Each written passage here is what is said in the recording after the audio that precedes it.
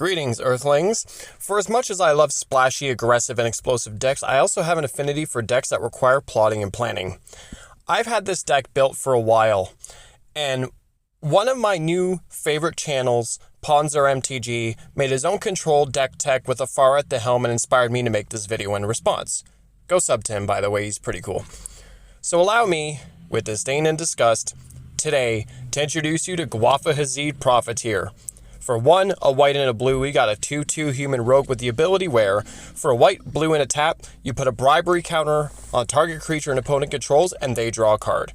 Creatures with bribery counters can't attack or block. Now let's evade some taxes and jump in. Now let's preface this deck and state that the bribery counters do nothing if Guafa's not on the field. Might seem obvious, but I've made that mistake before. So to start, most control decks care about locking down the board entirely and stalling out the game, and while this deck can manage that to a degree, it also floods the board with value and false promises. This deck, singular, is a tax deck in its purest form. What am I talking about? In this color combination, there are a lot of cards that make your opponents, and sometimes even you, pay extra mana if you want to do anything. Now we need to get the big four out of the way right now, so of course I'm running Rhystic Study, Smothering Tithe, Mystic Remora, and Esper Sentinel. The whole thing about game changers can be a divisive subject, but these four cards are the literal epitome of taxing cards. Part of Guafa's deal is making opponents draw cards, so yes, there are many political factors to this deck as well. Cards like Quain, Itinerant Meddler, Pendant of Prosperity, Horn of Greed, and Howling Mine give your opponents and you extra card draw. But you may be thinking, why would you want to give your opponents extra cards? Heliod the Radiant Dawn can not only get you an enchantment back from your graveyard upon ETB, but its flip side, Heliod the Warped Eclipse, not only gives your spells flash, but reduces the cost of said spells by 1 generic for each card your opponents have drawn that turn. The Council of Four is a crazy card in a multiplayer game as well, especially when that extra card draw is also drawing you cards and extra spells is littering your field with night tokens. Now, back to the tax section.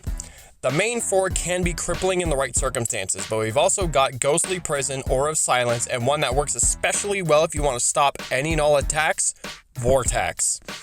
Archon of Absolution, Windborn Muse, and Bear Steward of Argive can also impose more attacks if anyone's wanting to attack you. If you're really feeling like rubbing salt in the wound though, we aren't ignorant to the fact that you may want to blunt the card draw altogether. So of course, there's Narset Parter of Ales.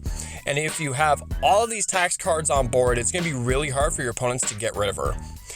Big mana decks may not have much of a problem when you're imposing the potential of 5 to 7 mana for a singular creature to attack you, but it can be pretty crippling to their game plan. Cards like Monastery Siege tax your opponents for trying to target your things, and you can also run ward enablers like Flowering of the White Tree to really drive that point home. Now this deck also does play semi-politically, as I previously mentioned. Orzhov Advocate can give the choice to buff creatures, but they cannot attack you that turn. Chain of Vapor is ridiculous to pull off late game because it also invokes the choice of how much do players care about their lands in exchange for bouncing threats at that point. Now, how does this deck actually win? Well, I did say at the beginning that for a control deck, it doesn't necessarily want to stall out the game until the age of retirement. Sun Titan can come down, recur things from grave, and get some good punches in, which is especially useful with Aura of Silence. And if you can manage to completely tax down the board for a while, Azor's Allocutors is just an automatic win con at 5 filibuster counters. Now, some upgrades or other considerations for a deck like this are obviously things like Propaganda, Sphere of Safety, and Norn's Annex. Kataki War's Wage can also implement some really rude restrictions.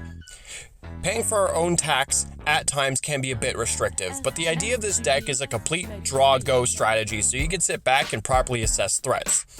It is an in-response deck in its purest form, and if you have something like Heliod on board, or if you're running things like Vidalcan Orrery or High Fate Trickster, the world is literally your oyster when you can respond with a board wipe like Time Wipe or Single Combat and just cripple everybody but you. Now, I did play a game with this deck a couple years ago on this channel, so I'll link that video in the description along with the Moxfield link. So if you want to check that out, absolutely, I heavily recommend it because a lot of work has gone to this deck. This is actually the second deck I ever tried to build, and it started out as an Azorius Enchantments deck because I knew nothing about deck building. But yeah, anyway, that's the deck. Feel free to let me know what you think of it and how you would run this or what other things you would do with it. And yeah, without further ado, peep the Patreon, join the Discord, inject your eardrums with my music, grab that like, tap that subscribe. Peace.